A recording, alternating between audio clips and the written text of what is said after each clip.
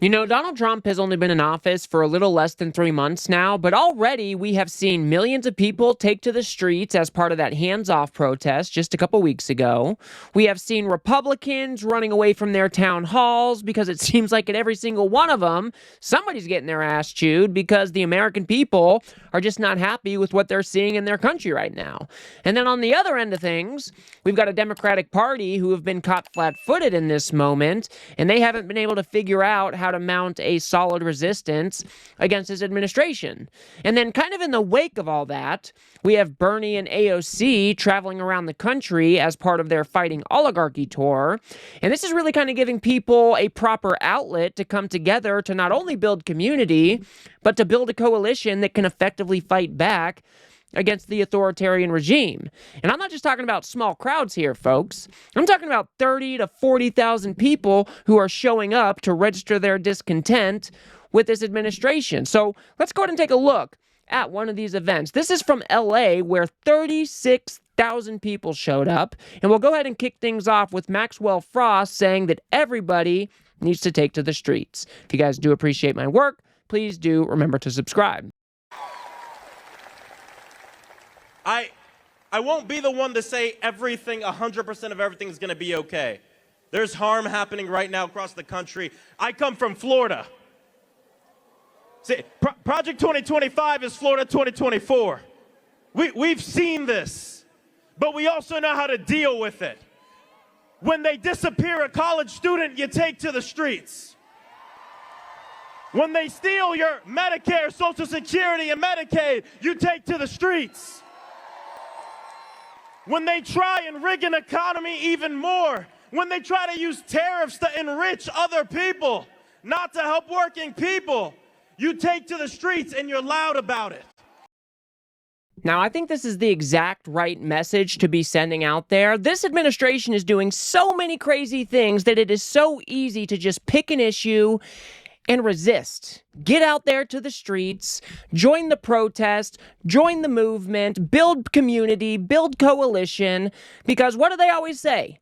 Nobody's coming to save us. It's going to need to be us who come together to fight back against the authoritarian regime. And you might say that these protests don't move the needle. I would probably disagree with you, though, because when people see millions of people taking to the streets, it can give them the courage or the inspiration to start fighting back in the way that they are able to fight back. So I think it's behoove of all of us to start joining into any protest that we can. Of course, keep it peaceful, but let's come together and fight back. This is when change is made, and we can encourage others to join in on the movement as well. Let's go ahead and move on to a councilwoman talking about how MAGA just blames everybody else. And I think this is really important to point out to people. This administration wants you to believe that the reason you can't buy eggs is because of your immigrant neighbor. They want you to blame trans folks for your troubles, blame unhoused people for the housing crisis, blame anyone but the people actually profiting from our pain. You know what I say to that? Bullshit. We know who's hoarding the wealth. We know who's raising the rents, who's crashing the economy, and who's dismantling our democracy. It's not the undocumented worker. It's not the single mom. It's not the drag queen, the refugee, or the person sleeping in their car. It's the billionaires, the corporations, the lobbyists, the special interests. I think people are honestly just hungry for this type of energy. And what she's saying here is absolutely true. The MAGA movement is built on the hate of others. I mean, we see it everywhere, whether you're talking about the trans community, whether you're talking about immigrants, it doesn't matter. They pick an issue and they point the blame to some other person. That way, people in the MAGA movement can feel validated in their anger, they can feel validated in their hate, and they demonize other groups of people to try to move forward their agenda. That is not the type of movement that we want. We are all Americans here, folks. We should be working to build a country that everybody wants to live in. And if your movement is built on hate, then what kind of country is that going to be? I think it's so important that we continue to point this out because, you know, the MAGA movement has been so good at dehumanizing, demonizing all groups of people. I mean, they have gone so far as to dehumanize the liberals as a whole, whether you're progressive, a liberal, whatever you call yourself. I mean, the left is some sort of boogeyman in the MAGA movement, and now they would rather see us suffer than to build a better country that works for all of us. It is absolutely pathetic, and we should point it out every step of the way. Let's go ahead and move on to Jayapal here, talking about how things are so expensive and the price is rising on everything, which is something that we also need to focus on as far as our messaging goes. Now, I'm not going to lie to you. This is not going to be easy. They are taking everything that everyone has worked so hard for and making it even harder. How the hell are you going to buy a house when the rent is already too damn high? And Donald Trump is hiking up the prices of lumber and drywall.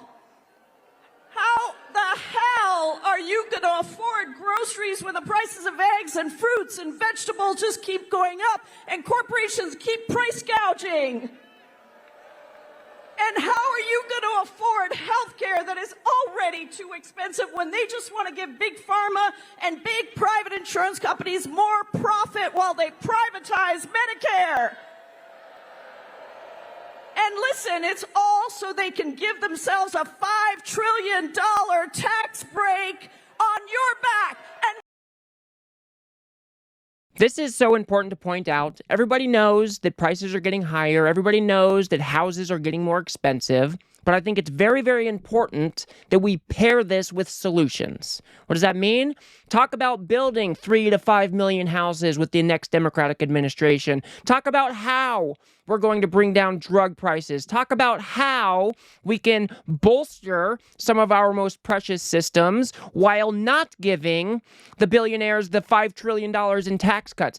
Tell people what we are going to do. Don't just rally against, oh, that's wrong and that's wrong and that's wrong. We've got to provide solutions. We've got to build a better vision for this country that people can buy into. So while it is very important to point these things out, we need to make sure that people know that they're trying to cut Medicaid right now so they can give the wealthiest among us one of the biggest tax breaks of their lifetime. That's important to point out, but we should also pair that with the solutions of how we are going to increase people's earning power in this country. We've got to pair it with solutions, folks. Let's go ahead and move on here to AOC, talking about another very important thing that everybody should know about, and that is the corruption in this administration. Big money is how we got Donald Trump. And his whole presidency began with launching tools for bribery, meme coins to fleece working people and move around money in the dark, extortion settlements from media companies and law firms who gladly pay them. I mean, how insane is it that we have a president of the United States who launched a meme coin, fleeced thousands of his supporters right before inauguration? How is that just kind of a blip on the radar? How many people do you think actually know about that? And more importantly, the things that he's doing to law firms and news agencies, trying to sue them with these frivolous lawsuits so they can settle with him. I mean, it is absolutely disgusting. Not to mention, we've got Elon Musk running around while Donald Trump is holding sales events on the White House lawn. This is the most corrupt administration that this country has probably ever seen. It's important that we point that out. We also need to pair it with a vision of the future where we are rooting out that corruption. We've got to put better systems in place that makes it a little bit harder to carry out this level of corruption. We don't want to turn into the next Russia or the next Hungary. And I'm pretty sure most of the American people don't want that either. So it's important to point it out. We also need to talk about how we are going to build the systems that can fight back against this when somebody, the next guy comes along and tries to be the next Trump. Here she is also talking about this is what oligarchy feels like, folks.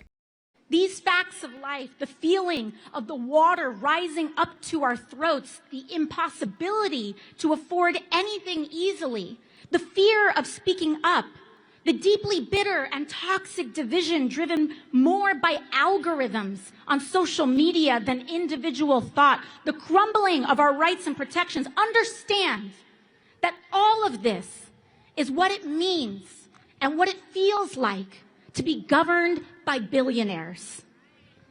This is what oligarchy feels like, and it only will get worse until we act. It is this system that relies on division to legislate greed that has brought us the most corrupt administration in American history and the Republican majorities to support it.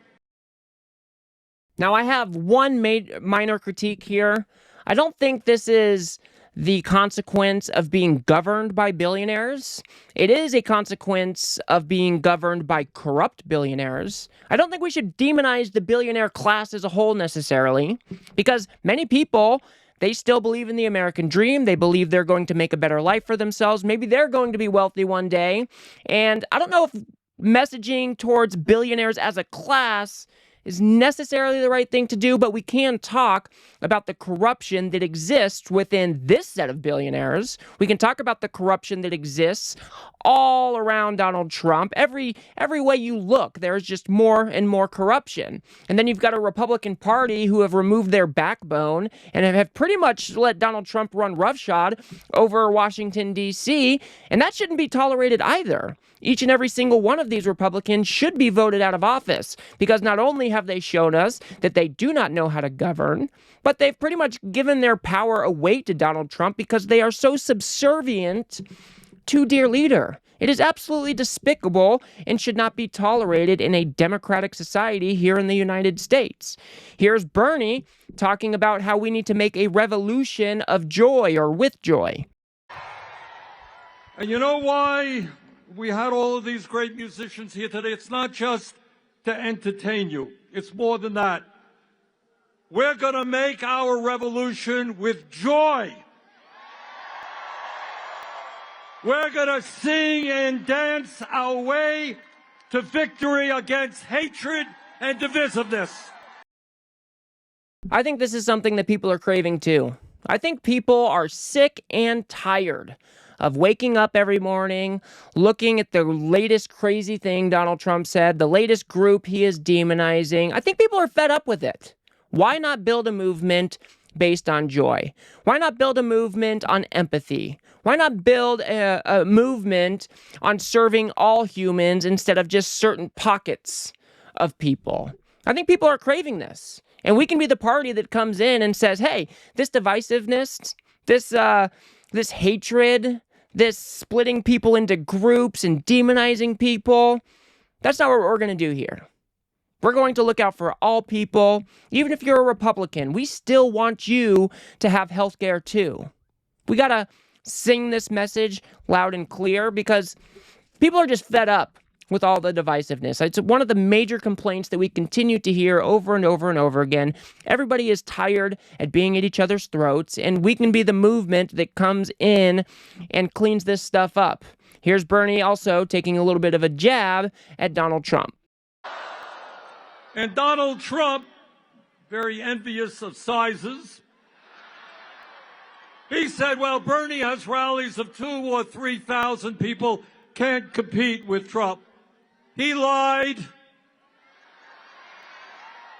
So I invite the president to come to L.A. Tell the people here why you think it's a great idea to cut Medicaid and nutrition and health care so you can give tax breaks to billionaires. The people of L.A. would love to hear that. Now, obviously, I put that one in there just to have a little bit of fun, but it's absolutely true. Just think about what's happening here, folks.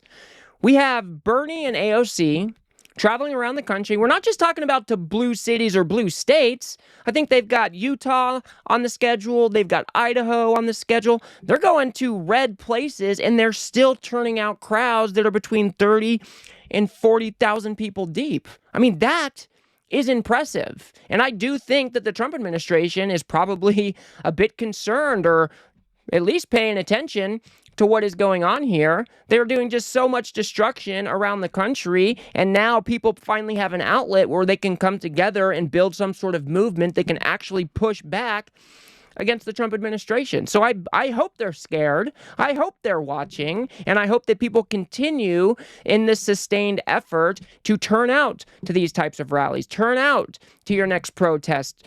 Make sure you're building community and start building that coalition, because as I keep on saying, 2026 is going to be here before we know it. And the work that we put in today will help us win tomorrow.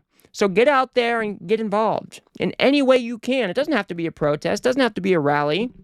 Maybe there's local community groups that you can get involved in. Maybe it's a mutual aid group that you can get involved in. Maybe you can, get involved in a pro-democracy group in your local area. Whatever it is that you can do, join the movement, join the resistance to make sure that our country doesn't fall to this authoritarian regime. So I will leave it there for now, guys. If you guys got anything out of this video, please do remember to smash that like button and subscribe. Maybe share with a friend or two. I'd very much appreciate that. We are trying to build something here on the left that adequately pushes back against the right-wing media ecosystem that is just constantly fermenting the MAGA brain rot that is currently plaguing our society. So if you do like what you see here, please do remember to smash that subscribe button. And if you guys want to see how Trump is now trying to skirt around the Supreme Court ruling that he needed to return Kilmar Abreu Garcia, please do watch that video on the screen now. It is important. Otherwise, I'll see you guys on the next one.